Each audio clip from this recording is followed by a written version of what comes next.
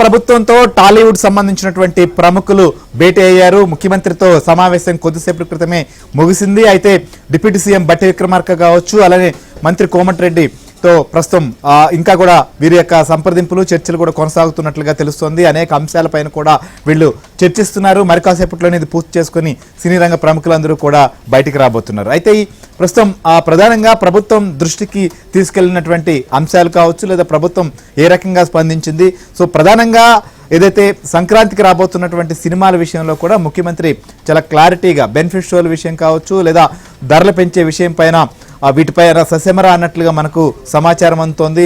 ఈ అంశాన్ని స్పష్టం చేశారా. సినీ ఇండస్ట్రీకి సంబంధించినటువంటి వారు సంక్రాంతి వరకు కూడా దీని విషయంలో కొంత వెసులుబాటు కావాలని చెప్పి కూడా కోరినట్లుగా తెలుస్తోంది. సో దీనికి సంబంధించి కూడా మనం మాట్లాడదాం. సుజన్ కూడా మనతో పాటు లైవ్ లో జాయిన్ అయ్యాడు. సుజన్, ఏంటి సినిమా రంగ సంబంధించినటువంటి ప్రముఖులు ఏ అంశాలని కూడా ప్రధానంగా ముఖ్యమంత్రి దృష్టికి తీసుకెళ్లారు? ప్రభుత్వం నుంచి వారు ఏ రకమైనటువంటి సపోర్ట్ కావచ్చు, ఏ అంశాలపైన వారికి ప్రస్తుతం అవసరం ఉంది అనేటువంటి విషయాన్ని గుర్తించారు, వాటిని ముఖ్యమంత్రి దృష్టికి తీసుకెళ్లారు?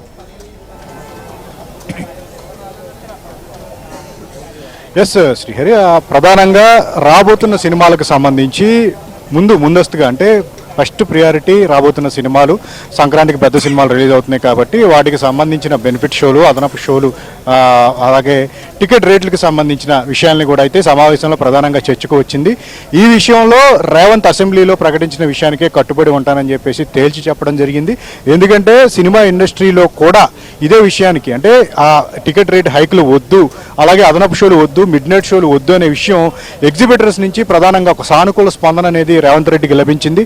మరొక పక్క ఎప్పుడైతే అసెంబ్లీలో విషయాన్ని ప్రస్తావించారో ప్రజల నుంచి కూడా చాలా సానుకూల స్పందన వచ్చింది. అభిమానుల క్రేజ్ను క్యాష్ చేసుకుంటున్నారు సినిమా ఇండస్ట్రీ అని చెప్పి ఒక ప్రచారం జరిగిన నేపథ్యంలో వాళ్ళు కూడా రేవంత్ చాలా మంచి డెసిషన్ తీసుకున్నారనే రిపోర్టు వాళ్ళ నుంచి కూడా అందుతుంది. సో ఇప్పుడు ఆయన అసెంబ్లీలో చెప్పినట్టుగానే సినీ ప్రముఖులకు ఎట్టి పరిస్థితుల్లోనూ తాము అసెంబ్లీలో తీసుకున్న నిర్ణయానికి కట్టుబడి ఉన్నాము.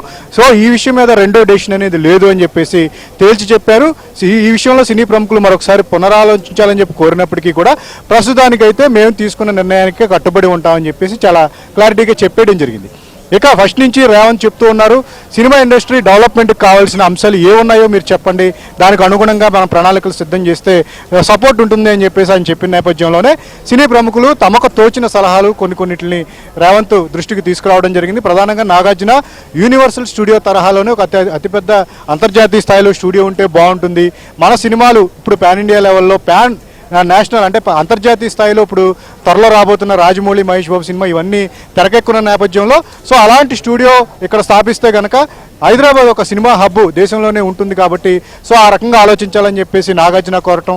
సో ఇక ఈ జరిగిన పరిణామాలకు సంబంధించి కూడా చాలా విచారాన్ని కొంతమంది సినీ ప్రముఖులు మురళీమోహన్ లాంటి వాళ్ళు వ్యక్తం చేయటం, అలాగే సినిమా రిలీజ్ రోజు హడావిడి ఉంటుంది, వీటన్నిటిలో కూడా రేవంత్ రెడ్డికి చెప్పే ప్రయత్నం చేశారు. రేవంత్ సానుకూలంగా వాటిలన్నిటికీ వినటంతో పాటు సో ఆయన నిర్ణయాలను కూడా ప్రత్యేకంగా సినిమా ప్రముఖులు కేవలం సినిమాలు చేయటంతో కాకుండా ప్రభుత్వంలో అంతర్భాగంగా ఉంటూ సినిమా పరిశ్రమ సో ఈ సోషల్ రెస్పాన్సిబిలిటీని ఫాలో అవుతూ కూడా ప్రజలకు అవగాహన కార్యక్రమాలు చేసే విషయంలో ప్రభుత్వంతో కూడా సహకార సూచనలు ఇదంతా కూడా సహాయపడాలి అని చెప్పే విషయాన్ని కూడా రేవంత్ ప్రస్తావించడం జరిగింది. సినీ ప్రముఖుల నుంచి కూడా దానికి సానుకూలంగా రావడం జరిగింది రెస్పాన్స్. సో ఇలా అంటే కేవలం ప్రభుత్వం వేరు అలాగే సినిమా పరిశ్రమ వేరు అని కాకుండా అందరం కలిసికట్టుగా ప్రజలకు సంబంధించి అవగాహన కార్యక్రమాలు చేసే విషయంలో ఒకే బాటలో వెళ్ళాలి అని చెప్పేసి, అలాగే ప్రముఖంగా ఈవెంట్స్కి సంబంధించి పోలీసులదే ఫైనల్ డెసిషన్ అనే విషయాన్ని రేవంత్ స్పష్టం చేశారు. ఎందుకంటే పోలీసులు పర్మిషన్ ఇవ్వనప్పటికీ కూడా కొద్ది రోజుల క్రితం వెళ్ళి ఆ సంజయ్ థియేటర్ ఘటన ఏ స్థాయిలో వివాదాస్పదమైంది,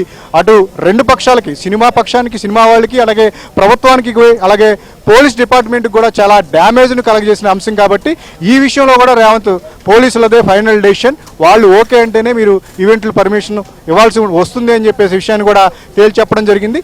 సో ఈ సమావేశం యొక్క ఉద్దేశం కూడా పోలీస్ కమాండ్ కంట్రోల్లో పెట్టడం, పోలీసుల వాళ్ళకి సపోర్ట్ కంటే వాళ్ళు గ్రౌండ్ లెవెల్లో ఉండే ప్రాక్టికల్గా ఉండే ప్రాబ్లమ్స్ అన్నింటినీ ఏంటనేది పోలీసుల ద్వారానే ఆయన సినిమా ప్రముఖులకు వివరించడం, ఫ్యూచర్లో ఈ జరిగిన పరిణామాలన్నీ కూడా ఎట్టి పరిస్థితుల్లోనూ రిపీట్ కాకుండా చూసుకోవాల్సిన బాధ్యత ఉందనే విషయాన్ని గట్టిగా ఇక్కడ ప్రస్తావించడం జరిగింది.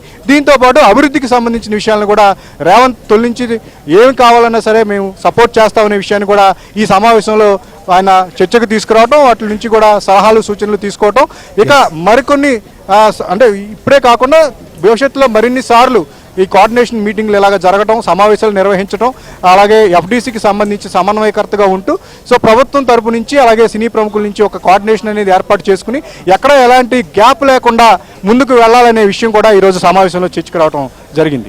రైట్ సుజన్, మనం డిస్కస్ చేద్దాం. ఖచ్చితంగా ముఖ్యమంత్రి రేవంత్ రెడ్డి కొన్ని అంశాలను కూడా చాలా స్పష్టంగా సినీ ఇండస్ట్రీకి చెప్పినట్లుగా తెలుస్తోంది. టెంపుల్ టూరిజం అభివృద్ధి అయ్యేలాగా షూటింగ్లు ఉండాలి, తెలంగాణలో కూడా మంచి లొకేషన్స్ ఉన్నాయి, వాటిపైన కూడా ఫోకస్ పెట్టాలి, అలానే ఒక కాంక్లేవ్ కూడా నిర్వహిస్తే ఇంకా మరింతగా ఇండస్ట్రీ డెవలప్కి సంబంధించినటువంటి అంశాలు కావచ్చు, నిర్ణయాలు కావచ్చు, ప్రతిపాదనలు కూడా వస్తాయనేటువంటి సూచన కూడా చేసినట్లుగా తెలుస్తోంది. సో నిరంతర ప్రక్రియగా ఇది పరిష్కారాలన్నిటివి కొనసాగాలనేటువంటి విషయాన్ని ముఖ్యమంత్రి సినిమా రంగ ప్రముఖులకు కూడా చెప్పినట్లుగా తెలుస్తోంది. సో ఏ అంశాలను కూడా ముఖ్యమంత్రి చివరిలో ఆయన చెప్పడం జరిగింది. ఆయన ఏ రకాల